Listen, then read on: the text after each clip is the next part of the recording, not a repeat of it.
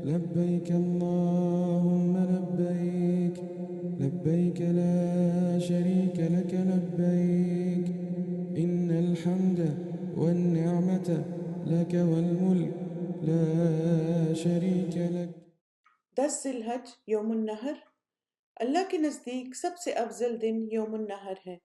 اس دن حج کے سب سے زیادہ مناسک ادا کیے جاتے ہیں۔ نماز فجر کے بعد سورج طلوع ہونے سے پہلے جب روشنی پھیل جائے تو منا کے لیے روانہ ہو جائیں۔ مزدلفہ سے منا جاتے ہوئے راستے میں کثرت سے تلبیہ پڑھیں۔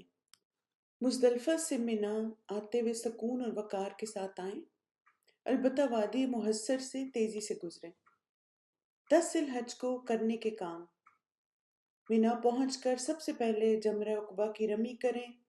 جمرہ عقبہ کے لیے اپنے پاس 7 کنکریاں رکھیں۔ جمرہ عقبہ یہ پہلا جمرہ ہے جس کو کنکریاں ماری جاتی ہیں، اور یہاں عید کے دن یعنی 10 ذی الحج کو طلوع شمس کے بعد رمی کی جاتی ہے۔ نبی صلی اللہ علیہ وسلم نے فرمایا، تمہارا جمرات کو کنکریاں مارنا تو تمہارا ہر کنکری مارنے کے بدلے ایک کبیرہ گناہ جو ہلاک کرنے والا تھا اس کا کفارہ ہو جاتا ہے۔ ایک اور حدیث میں آتا ہے، جب تم کنکریاں مارو گے تو یہ قیامت کے دن تمہارے لیے نور ہوں گی۔ نبی صلی اللہ علیہ وسلم نے ایک اور حدیث میں فرمایا کہ جب تم کنکریاں مارتے ہو تو تم میں سے کوئی نہیں جانتا اسے کیا ملے گا، یہاں تک کہ اللہ اسے قیامت کے دن پورا پورا صلہ دے گا۔ ہر دفعہ رمی کرتے وقت ان احادیث اور رمی کرنے کے اجر کو یاد رکھیں۔ رمی کرنے سے پہلے تلبیہ کہنا بند کر دیں۔ جمرہ عقبہ کو الگ الگ ایک ایک کر کے 7 کنکریاں ماریں۔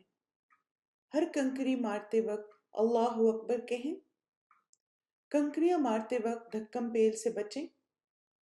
کنکریاں مارتے وقت غلو اور حد سے بڑھنے سے بچیں۔ کنکریاں مارتے وقت بیت اللہ کو دائیں جانب رکھیں۔ کنکریاں مارنے کے بعد وہاں دعا کے لیے نہ رکیں۔ جمرہ عقبہ کی رمی کے بعد قربانی کریں۔ 10 ذی الحج کی صبح سے لے کر 13 ذی الحج کے غروب آفتاب تک قربانی کر سکتے ہیں۔ استطاعت کے مطابق ایک سے زیادہ جانور بھی قربان کرنے کی اجازت ہے۔ قربانی کے بعد مرد حلق سر منڈوانا یا تقصیر بال کتروانا کروائیں، عورتیں صرف تقصیر کریں۔ بال کاٹنے کے بعد طواف کی تیاری کریں۔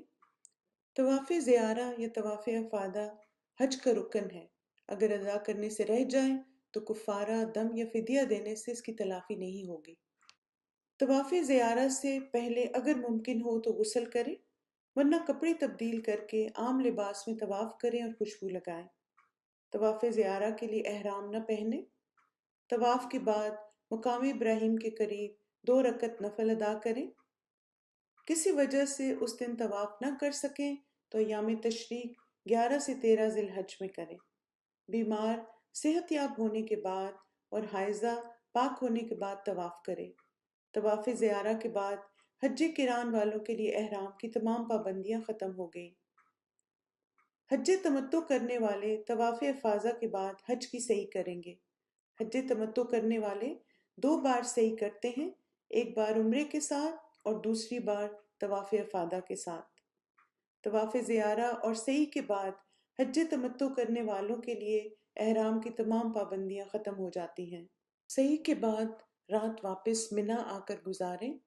منا میں ایام تشریق کی راتیں گزارنا واجب ہے۔ ایام تشریق 11، 12، 13 ذی الحج اجر و ثواب کے اعتبار سے سال کے باقی دنوں سے افضل ہے۔